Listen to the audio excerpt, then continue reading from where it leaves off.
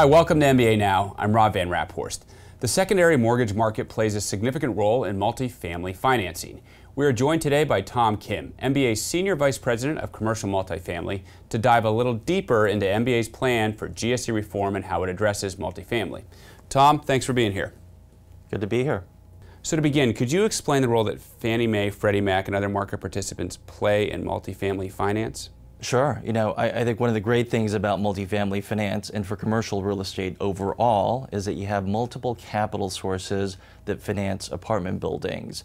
That's critically important to the competitive landscape. Fannie Mae and Freddie Mac obviously have very robust multifamily business lines, working with their partner lenders.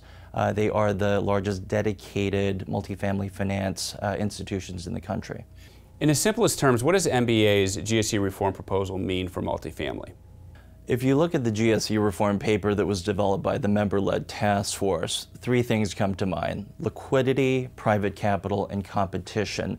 Liquidity in the sense that it's really important to make sure that there's the flow of capital into the multifamily rental housing space, regardless of the market cycle that one is in. And the way to do that is through a government guarantee at the MBS level. Importantly, we want to make sure that it's paid for and also that the institutions themselves are well capitalized. Private capital. The existing executions of Fannie Mae and Freddie Mac in the multifamily area incorporate a substantial amount of private capital.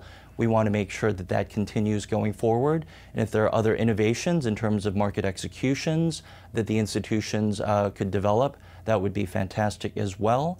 And then finally, competition among the guarantor entities, the initial two, but obviously other guarantors that we would envision in the space.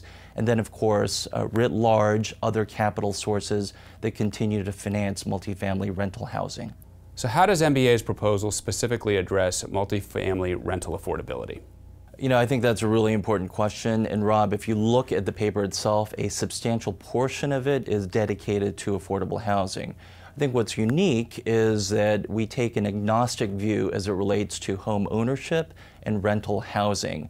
We very much believe that the new guarantor entities would have a responsibility to facilitate financing for affordable housing, including in the rental market, and certainly the intellectual capital and the expertise that they already have going forward should be leveraged to make sure that workforce housing, affordable, targeted rental housing, and so forth is substantially supported going forward. We'll leave it there. Thanks so much for stopping by and explaining everything to us.